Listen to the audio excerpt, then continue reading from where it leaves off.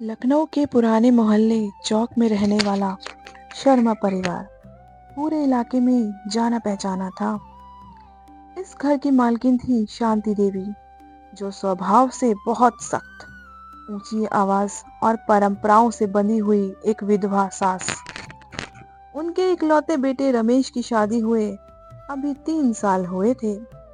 रमेश की पत्नी काव्या बहुत ही पढ़ी लिखी, समझदार और शांत स्वभाव की बहू थी।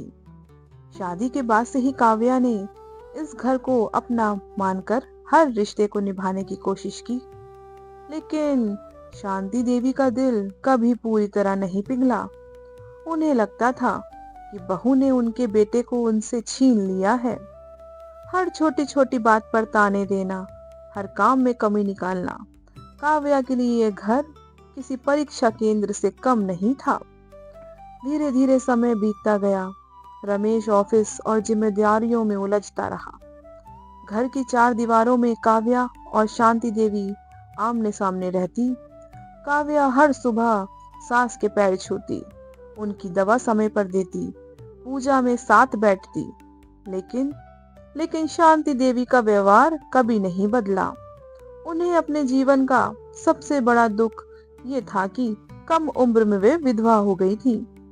समाज के डर से, बच्चों की जिम्मेदारियों के कारण उन्होंने अपनी इच्छाओं को कभी जुबान नहीं दी।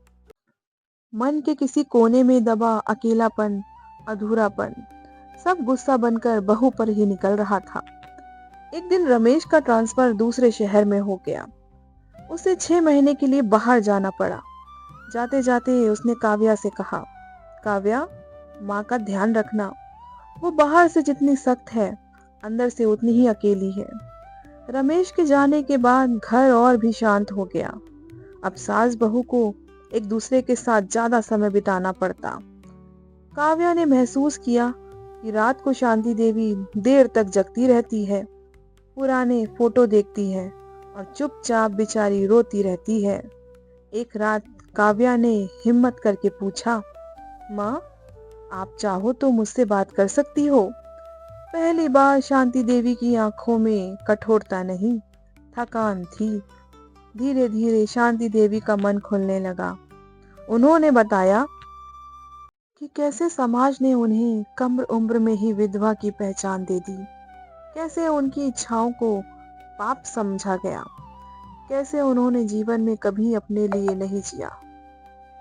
काव्या पहली बार अपनी सास को एक सख्त औरत नहीं, बल्कि एक अधूरी इंसान के रूप में देख रही थी। उसी मोहल्ले में रहने वाले मोहन जी एक विदुर, सरल और संस्कारी व्यक्ति थे। अक्सर शांति देवी से मंदिर में मिला करते थे। दोनों के बीच एक अनकहा सम्मान था, जिसे समाज के डर ने कभी रिश्ते का नाम नहीं लेने दिया। एक दिन मोहल्ले में एक घटना घटी। किसी विधवा महिला की दूसरी शादी पर लोग बातें बना रहे थे।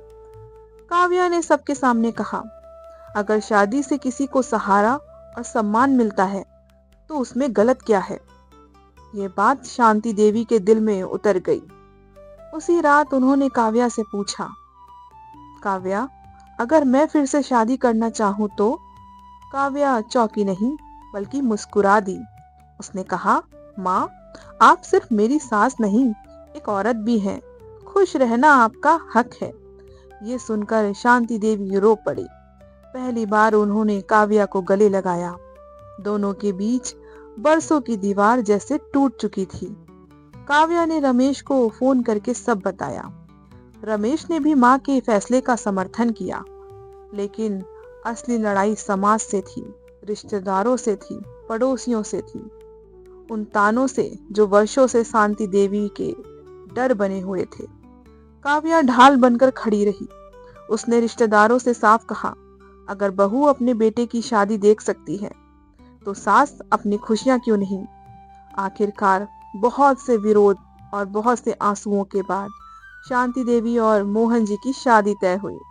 ये शादी सिर्फ 2 लोगों का मिलन नहीं था, बल्कि सोच की जीत थी। शादी के दिन शांति देवी दुल्हन बनी, सफेद नहीं, हल्के गुलाबी रंग की साड़ी में। उनकी आंखों में संकोच था, लेकिन उनके चेहरे पर सुकून था। काव्या ने खुद माँ की तरह उनका श्रृंगार किया। लोगों की फुसफुसाहट के बीच जब शांति देवी ने फेरे लिए तो उनके कदम कांप रहे थे, लेकिन हाथ मजबूती से थामा हुआ था। शादी के बाद घर का माहौल बदल गया। शांति देवी के चेहरे पर मुस्कान रहने लगी। अब वो काव्या को ताने नहीं, दुआएं देती थी। काव्या को भी एक सास नहीं, एक माँ मिल गई थी।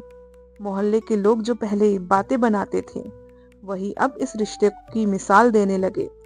रमेश जब वापस आया तो उसने देखा घर वही था, लेकिन रिश्ते बदल चुके थे। ये कहानी सिर्फ एक सास बहू की शादी की नहीं थी, ये कहानी थी हिम्मत की, समझ और साथ की। जहां एक बहू ने अपनी सास को समाज के डर से बाहर निकालकर जिंदगी का दूसरा मौका दिया, और एक सास ने अपनी कठोरता के पीछे छुपे दर्द को स्वीकार किया। इस घर में अब परंपरा और प्रगति साथ साथ रहती है, और यही इस कहानी की सबसे बड़ी जीत है। अगर आपको ये कहानी अच्छी लगे तो वीडियो को लाइक करिए और चैनल को सब्सक्राइब जरूर कीजिए।